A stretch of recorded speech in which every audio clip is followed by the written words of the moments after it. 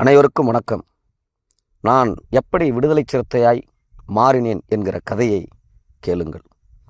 பள்ளி மாணவனாய் இருந்த என்னை ஒரு தீவிரமான விடுதலை சிறுத்தையாய் உருவாக்கிய புத்தகம்தான் அடங்க மறு என்ற புத்தகம்.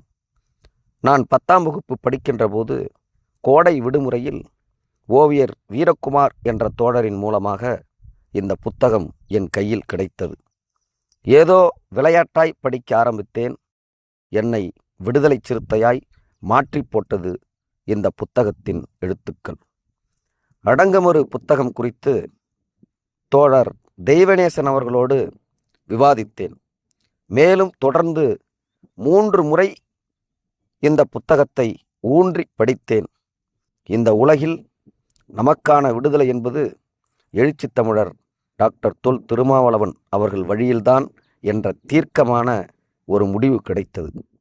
அன்றைய ஒன்றிய செயலாளர் திரு அண்ணாதுரை மற்றும் ஒன்றிய செய்தி தொடர்பாளர் திரு செந்தில் என்று பெருமைமிகு டிபிஐ பொறுப்பாளர்களும் எனது சொந்த கிராமமான ராஜேந்திரப்பட்டினம் கிராமத்திலேயே இருந்தார்கள்.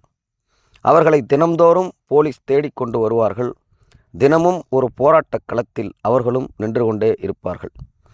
அவர்களைப் போல நாமும் ஒடுக்கப்படும் மக்களுக்காக போராட வேண்டும் என்று அப்பொழுதே தோன்றியது. களத்திற்கும் வந்தேன். ராஜேந்திரப்பட்டினத்தின் ஆற்றல்மிகு டிபிஐக்காரர்களின் அரசியல் வாரிசாகத்தான் இன்றைக்கு நான் ஊராட்சி மன்ற தலைவராக தேர்வு செய்யப்பட்டிருக்கிறேன்.